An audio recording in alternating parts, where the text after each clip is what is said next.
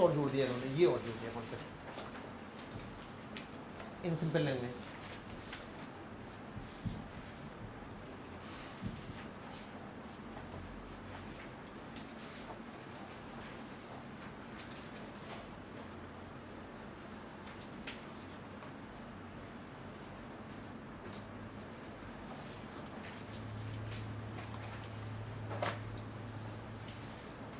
तो I think you got this idea कि what is difference between production tax and product tax. मैं एक बार पूरा फिर से रिपीट कर देता हूँ कि indirect tax is product tax, the tax impose on product, product means goods and services, it may be at production stage और डिस्ट्रीब्यूशन स्टेज। तो ये इनडायरेक्ट टैक्सेस हैं, this is net indirect taxes. अच्छा, पहले कॉन्सेप्ट क्या था कि M P is equal to F C plus only this net indirect taxes, F C plus Y only. अब इन्होंने क्या किया है, वो डायरेक्ट टैक्स जो कि वैल्यू में ऐड होते हैं, गुड्स एंड सर्विस की वैल्यू में ऐड होते हैं, वो भी जोड़ दी। ये डायरेक्ट टैक्सेस हैं which are included in the value goods and services. तो अब इन्होंने कॉन्सेप्ट लिया है basic price is equal to what factor cost plus production tax less production subsidy. तो these are the tax which is impose on production, not on product, irrespective of number of units produce. Production पे लाएंगे लेकिन irrespective of number of units produce, ये पर unit के हिसाब से लाएंगे, ये डिफरेंस है। तो I think you got the difference. तो which concept is broader, better है या नहीं है पहले से? So can we say this concept is better? Yes, because this taxes are included, so they should also be included. क्योंकि हमने बताया था डायरेक्ट टैक्स को क्यों नहीं जोड़ते हैं, because they are not included in market price, but सारे नहीं, कुछ इंक्लूड होते हैं। तो जो इंक्लूड होते हैं वो ये हैं, वो जोड़ लिए उन्होंने। Logic is clear? ठीक है, तो you have to think actually about this. Okay, now next thing is that एक फॉर्मूला और दिया है इन्होंने। Any doubt in this? ठीक है, तो you have to study twice और थ्राइस, मतलब ये नई चीज़ है। अच्छा, तो indirect tax I have already given you definition, तो वो तो जरूरत है ही नहीं। जो इनडायरेक्ट टैक्स में जैसे एग्जांपल क्या आ जाएगा, प्रोडक्ट टैक्स का, चाहो तो आप लिख लो प्रोडक्ट टैक्स का example. Product tax, example of product tax, excise duty,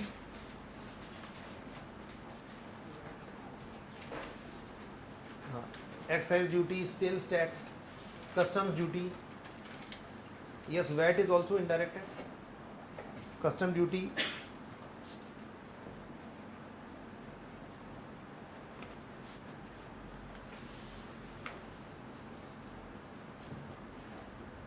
तो ठीक है, तो कस्टम ड्यूटी और जो भी इनडायरेक्ट टैक्स, सर्विस टैक्स, ये सारे इसमें, एंटरटेनमेंट टैक्स, सर्विस टैक्स, जो भी इनडायरेक्ट टैक्स है वो प्रोडक्ट टैक्स है।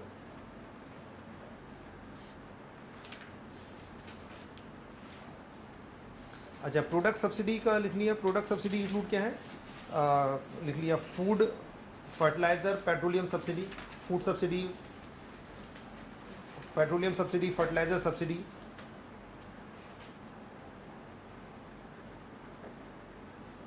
Interest subsidy etcetera. Food subsidy, fertiliser subsidy, petroleum subsidy, interest subsidy, these are subsidy which are given on any product, कि किसी पर्टिकुलर प्रोडक्ट से दी जा रही है सब्सिडी, तो उस प्रोडक्ट का मार्केट प्राइस क्या होगा, इससे डायरेक्टली कम हो जाएगा, किसी भी प्रोडक्ट पे दी जाए सब्सिडी। अच्छा, जो इनपुट सब्सिडीज थी टू गिवन टू फार्मर्स, वो इसमें इनपुट दी जा रही है, मतलब किसी पर्टिकुलर प्रोडक्ट पे नहीं दी जा रही, इनपुट खरीदने के लिए फार्मर को दी जा रही है गवर्नमेंट, जो डायरेक्ट मनी ट्रांसफर कर रही है गवर्नमेंट फार्मर को। जैसे DBT subsidy would be like production subsidy, तो वो किसी पर्टिकुलर प्रोडक्ट से लिंक नहीं है, तो वो इसमें आ जाएगी। वो प्रोडक्ट से लिंक है तो इसमें आ जाएगी। This is the only difference you should remember. तो I think you got the idea कि ये क्या एग्जांपल्स हैं। ये प्रोडक्शन से लिंक है, प्रोडक्शन से लिंक नहीं है। अच्छा, they have given one more formula, but that is same which we have discuss earlier. अभी इकोनॉमिक सर्वे में उन्होंने एक फार्मूला दिया है कि GVA basic prices. Next point लिख ली, GVA at basic prices is equal to CE plus OSMI, sorry, operating surplus slash mixed income.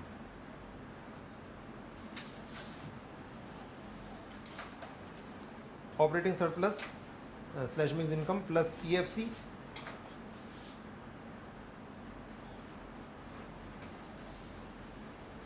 Plus production taxes less production subsidies, मतलब ये एक्स हो गया।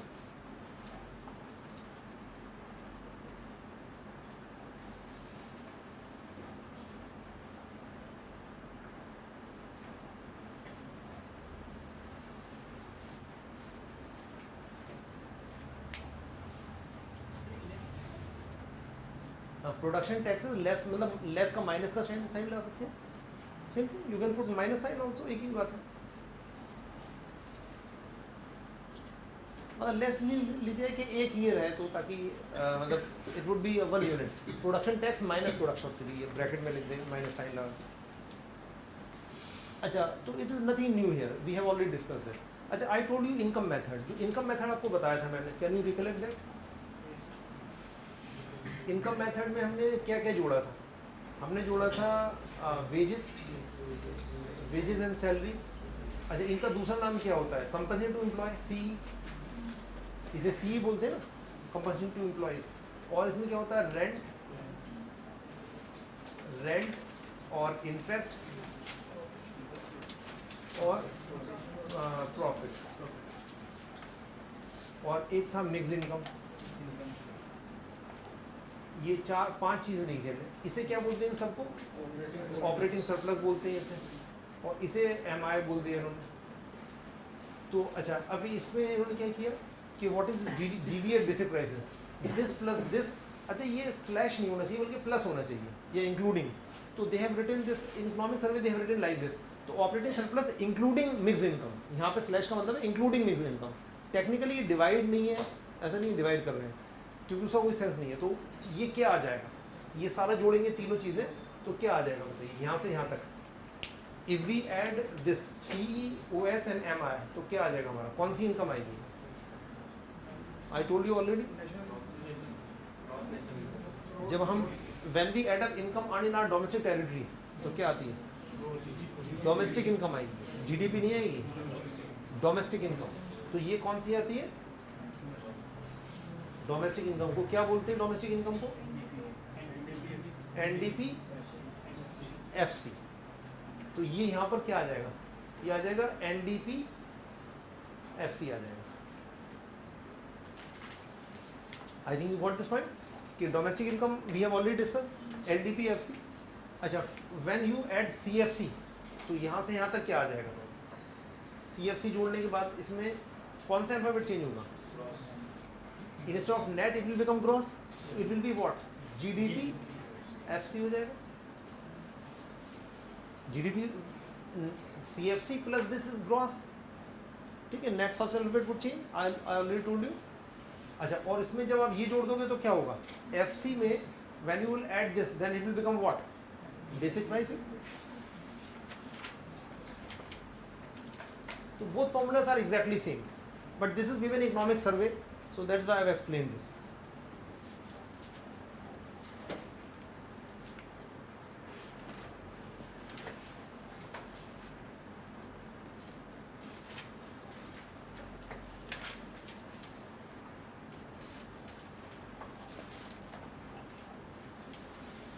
तो I think you got this point कि this formula is same which we have already discussed, कोई नया तो नहीं है इसमें कुछ, but ये around term C ये सब यूज़ किया है, it is almost same which we have already discussed। Any doubt in this? I think clear? अच्छा, apart from that तो ये technical चीज़ें चेंज की हैं, तो any doubt in this? Clear? Okay, now apart from that they have broadened the sources of data, so new methodology is based on the new and wider sources of data, so they have collected data from various sources। तो diverse sources होने से क्या होगा? Authenticity बढ़ेगी कम होगी? बढ़ जाएगी authenticity। तो just now next mention last point in this, to mention that the new methodology is based on collection of data from diverse sources।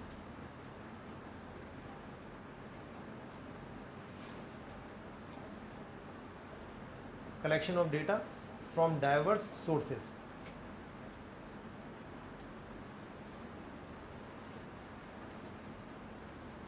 Collection of data from diverse sources। It collected data from the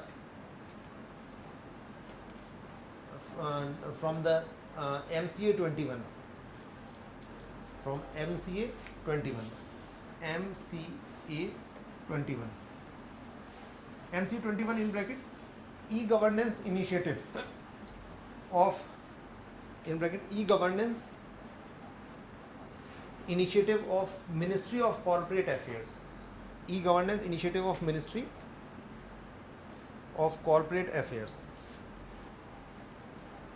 e-governance initiative of Ministry of Corporate Affairs,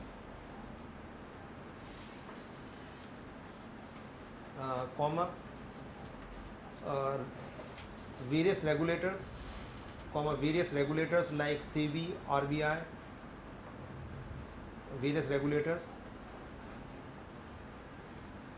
like SEBI, RBI, IRDA, etc., comma data from financial markets like stock exchanges,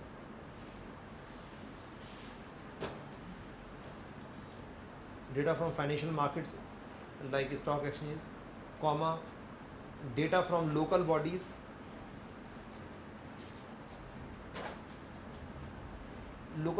like PRI, Panchayat Raj institutions, etc.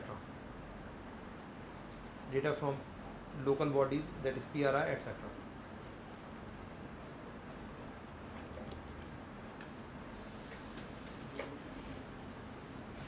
So now the new methodology is based on diverse sources of data. So it is collecting data from various sources. So from the most important source is Ministry of Corporate Affairs, MCA 21. So every company has to give information to MCA. So like how much is the value of output, etc. So it is a very comprehensive source of data. Apart from that, from various regulators, regulatory bodies, various institutions, local bodies, etc. So the source of data have been significantly diversified so that it should be more authentic. So these changes were made in this change in methodology and revision of base year. Okay, so I repeat, what are the major changes? One is base year revised from 2004-05 to 11-12. 11-12 is base year. Second, I told you concept जो main है वो basic price का concept include किया है. तो basic price is what? GVA plus this. अच्छा, and apart from that ये तो सब वही है, basic price में नया कुछ नहीं है. Basic price concept has been introduced. Now growth would be estimated at basic price. And apart from that, basic price पे valuation निकालेंगे and final growth would be estimated at market prices. So GDP earlier it was at factor cost. Now it would be estimated at market price. And market price would be inclusive of this or not? Yes, market price में ये भी include होगा. So when we say GDP growth, when we say GDP, we mean GDP at constant market price. And certainly growth would always be at constant prices, constant market price पे होगी. पहले FC और constant price होता था, FC की जगह पे MP कर दिया. And these all changes are in consonance with IMF. जो IMF के methodology के according ये change किए गए. अच्छा, and what were the revision in this growth rate? अब इससे revision में कितना revision हुआ? Let's suppose if we see some data.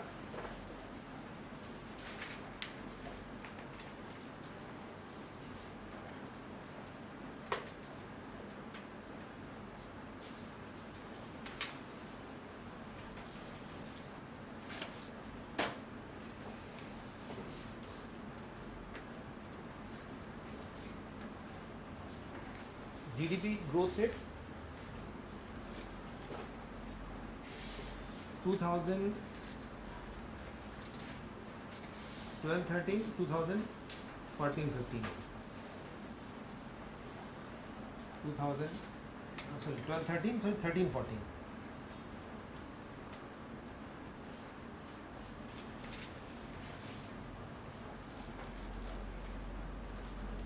तो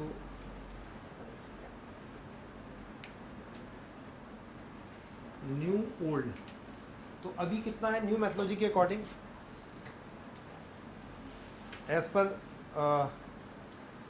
new methodology it was 5.1 and 6.9 and 7.4. It is 7.4 in economic survey. I am giving this data from economic survey, but it has been recently revised to 7.3. तो अब ये economic survey के according लिखेंगे तो ये 7.4 है.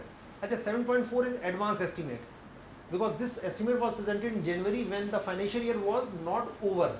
अच्छा अभी जो क्विक एस्टिमेट आया है इसका जो बल्कि प्रोविजनल एस्टिमेट वो 7.3 है, तो हम 7.3 भी लिख सकते हैं इसके यहाँ पर, बल्कि अभी तो हम 7.3 लिखें ज़्यादा अच्छा है क्योंकि 7.3 इज़ नाउ लेटेस्ट डेटा. बल्कि ऑल द इकोनॉमिक सर्वे में इट इज़ 7.4 इज रिटन. तो गॉट दिस पॉइंट कि advance estimate is 7.4 and the provisional estimate is 7.3. अच्छा it is not still final, अभी भी इसमें रिवीजन होगा and this may further change, may increase और decrease. अच्छा एज ओल्ड मैथोलॉजी के अकॉर्डिंग ये था 4.5 एंड ये था 4.7. अच्छा they have not estimated for this. Now you can see the change here from 4.5 to 5.1, from 4.7 to 4. ये बहुत drastic change आया है. अच्छा this change is for which year? 13-14.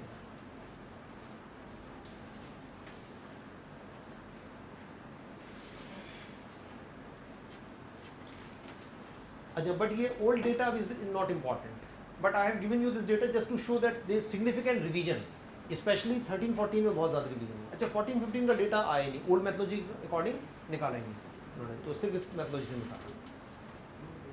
तो न्यू का मतलब है राइट नाउ जो न्यू मैथोलॉजी है, और ओल्ड जो पहले था हमारा system.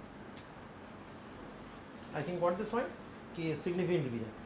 Although in economic survey of this year some criticism was made that how means the chief economic advisor, who is chief economic advisor of government, Mr. Arvind Subramanian, so and even chief economic advisor as well as RBI governor, actually they pointed out some actually they put some question mark on this. They said the significant revision upward does not seems to be very correct, like it is not in consonance with the current data or ground situation. They have actually pointed out something like saving rate, investment rate in India has increased or decreased, have reduced. So there is some question mark on this revision. Like question mark is that because normally saving investment rate in India has reduced significantly. So normally when saving investment rate increases, growth is high or low? Growth increases or decreases? Growth increases. So normally when saving investment rate reduces, growth is expected to reduce. But here growth is picking up despite reduction in saving rate, investment rate. So there are some doubts. So what are the doubts which are created by which were pointed out in economic survey?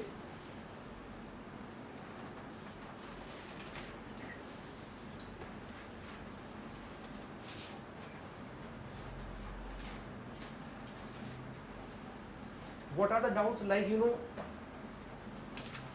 saving and investment rates have declined. Now if saving rate and investment rates are declining in the last 3-4 years, then growth rate should have been high or low? It should be low, but you can see growth is picking up, 5.1, then 6.9, then 7.3. I think logic is clear. So I'm just giving you just for analysis actually कि saving rate, investment rate have reduced in the last few years. Saving investment we will discuss in next chapter, but there is a very high correlation between economic growth and investment rate and saving rate. Logic clear हो गई? क्योंकि जब saving investment कम हो रहा है तो GDP growth बढ़ कैसे गई? Logic is clear. Second thing imports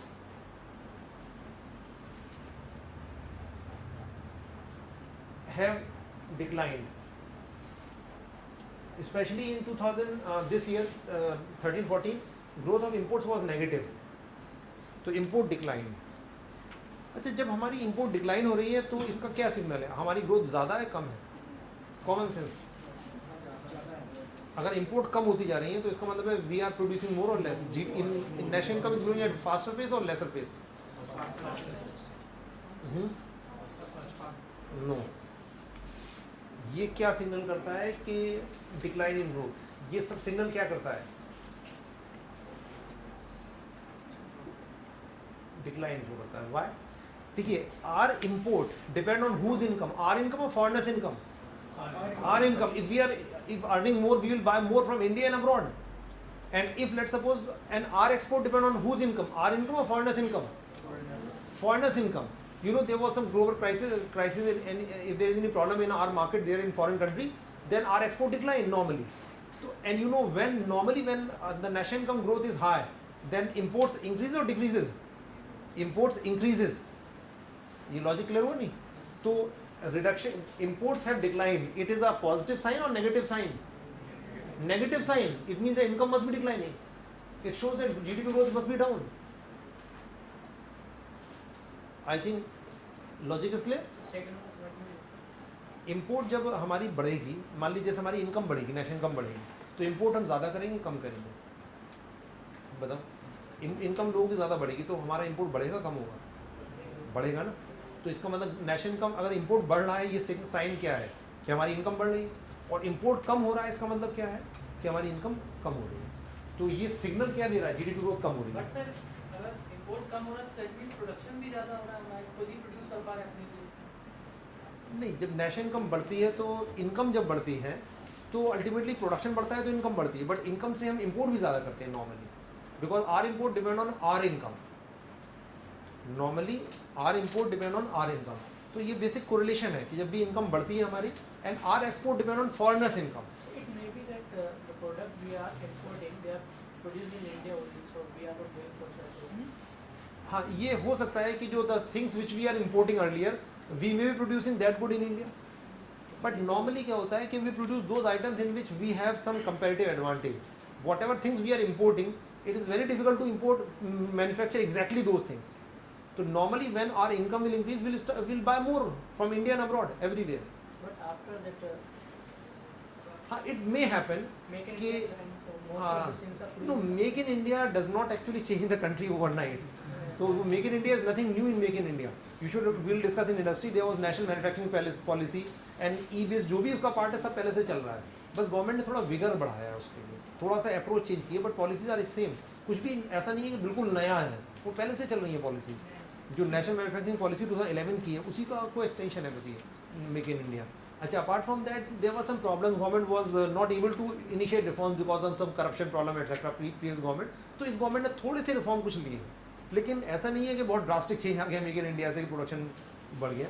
तो they have put a question mark and this is written economic survey, उसके फर्स्ट चैप्टर में ही लिखा हुआ है. हाँ, Why government emphasizes to reduce import? है? Sir, government emphasizes to reduce import, reduce import. No, not government is not emphasizing. In India, import declined, and despite decline in import, we are showing that national income data is showing that growth is high. It is very normally that never happens. मतलब हो सकता है, लेकिन होता नहीं है ऐसा. जो इसमें इकोनॉमिक सर्वे में जो क्वेश्चन मार्क लगाया है वो हो तो सकता है, लेकिन होता नहीं है नॉर्मली. अपार्ट फ्रॉम दैट एक और चीज़ और बताइए कि corporate profitability, corporate profitability decline हुई है. वो normally when corporate profitability declines because of stalled projects and lack of reform, तो normally GDP growth is low. When this happens, GDP growth is normally usually low. तो if you want to study this, उसमें economic survey का first chapter में, volume 1 के first chapter में ही दे रखा है, एक टेबल दे रखी है, उस टेबल में ये सारा लिखा हुआ है. तो just for analysis actually I told you. तो you should have only broad idea कि government has revise methodology, but there is some question mark put on by some economist that this methodology, because you know revision जब methodology revise होती है तो do you think GDP growth rates fluctuate more और less? जो revision होता है ज़्यादा होता है कम होता है? मैथोलॉजी रिवाइज होने से या बीसीए रिवाइज होने से सेम ही रहता है, ज़्यादा चेंज नहीं आता. लेकिन यहाँ तो बहुत सिग्निफिकेंट चेंज आ गई. आप देखो 4.7 से 6.9, तो is it very significant revision और नॉट? अच्छा, would it put a question mark कि अगर अब ये सही है, इसका मतलब पहले गलत था? इसका मतलब है कि जो पहले मैथोलॉजी थी वो गलत है, गलत थी, तो या फिर ये गलत है. अब कुछ ना कुछ तो मिस्टेक तो है कहीं ना कहीं, या तो पहले गलत थी या अब गलत है. तो इसलिए क्योंकि सिग्निफिकेंट रिवीजन हुआ इसलिए कुछ क्वेश्चन आए इसमें. तो but government should actually rather clarify this doubt, और rather they should be some committee to find out what should be the exact methodology और whether why so much revision is there. इसका मतलब पहले हम बहुत ज़्यादा गलत मेजर कर रहे हैं जीडीपी को. But a positive sign, what is the argument in favour of the revise methodology? The most positive sign is that, you know, ये तो हमने डाउट क्रिएट करे कि क्यों मतलब ये नहीं रिकॉन्सिल कर रहा करेंट डेटा से. The thing is that, you know, as per IMF and world bank, in 2015 we would be the fastest growing economy in the world. ठीक है. And apart from that, the estimates of IMF and World Bank are comparable with our new estimates. तो since अगर IMF World Bank पूरी world कह रही है तो हमें एक्सेप्ट करने में क्या प्रॉब्लम है? That is as per international methodology. Very simple logic. कि since as per IMF we have adopted their methodology and as per their assessment our GDP growth is high. So what is the problem in accepting us? So if as per international organizations are saying and we have adopted international conventions and if it is high then it is certainly good. So but ये है कि some economists put some question mark कि this does not seems to be so high. Why it is so high? So there is some question mark. So government might think of revising this new methodology or setting up an expert committee to see whether it is authentic or not. There may not be any discrepancy. So that is just a question. So I think got this point. But certainly we can say we can go by the revised methodology. कि in general देखिए आपको government के against में लिखना चाहिए नहीं लिखना चाहिए इन जनरल नहीं लिखना चाहिए until unless you have a some very strong proof तब तक नहीं बोलना चाहिए गवर्नमेंट के अगेंस्ट क्योंकि देखिए गवर्नमेंट जो भी करती है कुछ ना कुछ रीज़न होता है कुछ ना कुछ लॉजिक होता है government has means access to advice from experts economist senior IAS officers तो उन्हें काफ़ी कुछ होता है प्रैक्टिकल लेवल पे काफ़ी तक क्या होता है गवर्नमेंट कमेटी बनाती है कमेटी बहुत रिकमेंडेशन दे देती है सारी नॉर्मली इंप्लीमेंट नहीं हो पाती क्यों क्योंकि कमेटी की रिकमेंडेशन अक्सर क्या होता है कि थोड़ी आइडियलिस्टिक होती है गवर्नमेंट को प्रैक्टिकल ऑन ग्राउंड सिचुएशन भी देखनी होती है तो अगर हम इन जनरल के ब्लंडर्स गवर्नमेंट से कम होते हैं मतलब ऐसा नहीं होते तो in general you should not criticise government अगर क्रिटिसाइज भी करना है तो लैंग्वेज थोड़ा सा पोलाइट रहनी चाहिए and not you it should be as per that economist तो डायरेक्टली नहीं कहना चाहिए indirectly we will discuss in answer writing कि वो how you should express okay so that is all in this chapter in national income and this corporate profitability means profit of companies तो in the last अभी economic survey में एक word use किया गया है balance sheet syndrome कि balance sheet of companies actually डिटेरियोरेटेड इसका मतलब profitability of companies reduce significantly even corporate income tax collections reduced हाँ in general profitability of companies public and private sector was low in the last few years तो normally क्या होता है company के profit कम होते हैं ना तो ग्रोथ नॉर्मली हाई नहीं होती तो these are the things which show that growth ये जो सारे तीन किस चीज़ के इंडिकेशन है लो ग्रोथ के बट एक्चुअल ग्रोथ हाई रही है तो any doubt regarding what we have discussed okay that is all in national income now next tomorrow we will start third module and in that we will discuss economic growth and development. We shall see international you can say comparison of GDP growth and development and other aspects. ठीक है तो इसका practical application हम next chapter में discuss करेंगे